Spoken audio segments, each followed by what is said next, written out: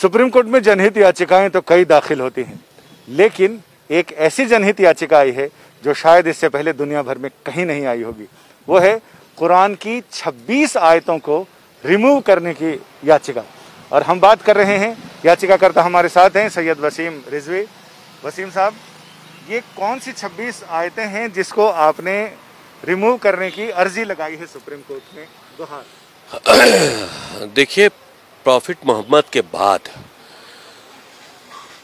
पहले खलीफा अबू बकर, दूसरे खलीफा उमर और तीसरे खलीफा उस्मान द्वारा कुरान को कलेक्ट करके और उसको जारी किया गया एक किताबी शक्ल में। कुरान के अंदर कुछ आयतें ऐसी हैं जो आतंक को बढ़ावा देती हैं, वायलेंस टीचिंग हम कहें उसको एक तरह से, वो कुरान के अंदर इस तरह की बातें हैं और बहुत अच्छी बातें भी हैं जो इंसानियत के लिए हैं। तो अल्लाह के मैसेज दो तरह के नहीं हो सकते। तो ये तीन जो खलीफा थे, इन्होंने ताकत का इस्तेमाल करते हुए कुरान के अंदर अमेंडमेंट करके इस तरह की आयतों को डालकर कुरान शरीफ को दुनिया के लिए जारी किया और उसी का सहारा लेकर पूरी दुनिया में आगे बढ़े हैं ताकत के दम पर इस्लाम को फैलाने के लिए। कोई भी धर्म मोहब्बत से फैलाया जा सकता है, ताकत के दम पर नहीं फैलाया जा सकता। और इस वजह से आज इस्लाम को फैलाने के लिए जो कुरान के अंदर अमेंडमेंट किए गए थे, जो इस तरह के मैसेजेस डाले गए थे, जो वायलेंस को बढ़ा रहे थे, जो जुल्म व ज़्यादती कर रहे थे, आज उसका फ़ायदा आतंकवादी उठा रहे हैं।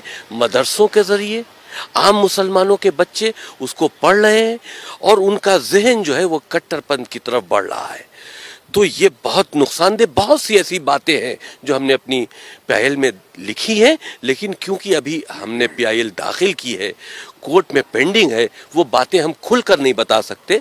लेकिन हमें उम्मीद है कि ये चीज़ें कोर्ट को इसमें इंटरफेरेंस करना चाहिए।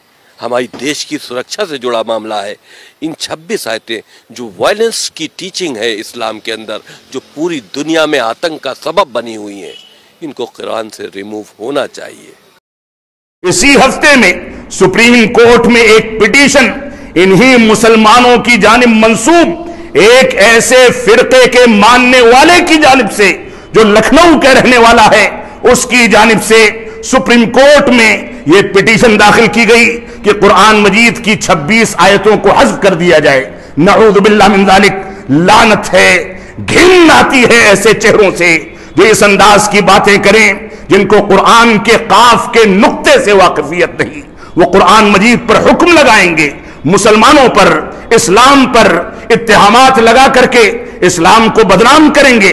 और ऐसे अफराद जो सहाबे इकराम को गालियां दे सकते हैं, ऐसे अफराद जो कुरान मजीद को मुहर्रफ कहते हैं कि उसमें तब्दीली हो चुकी, ऐसे अफराद जो आयशा सिद्दीका के ऊपर उंगलियां उठाते हैं, ऐसे अफराद जो शेखैन यानी अबू बकर उमर और दूसरे सहाबे इकराम को दहशतगर्द और इस्लाम से खारिज करार देते हैं, ऐसे लोगों का अंजाम हम अल्लाह रब्बुल आलमीन के हवाले करते हैं।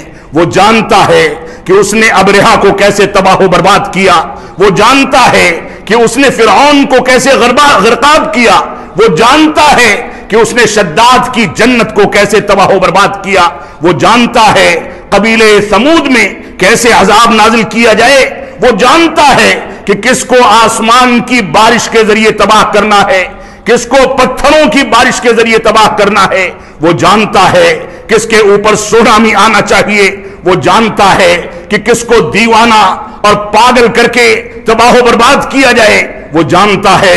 हम इस अंदाज की तौहीन, इस अंदाज के गलत प्रोपेगेंडे को अल्लाह रब्बुल आलमीन के हवाले करते हैं और मुस्लिम तंजीमों से इस बात की अपील करते हैं कि अब तो वो दौर आ चुका है कि हम सर से सर जोड़ करके सियासी मामलात में मुत्तहिद हो जाएं, सर से सर जोड़ करके इस्लाम के दिफा के लिए अदलिया का सहारा लेकर के अदलिया के जरिए इंसाफ तक पहुंचे और ऐसे जालिमों को घसीट करके जेल की सलाखों के पीछे पहुंचाया जाए।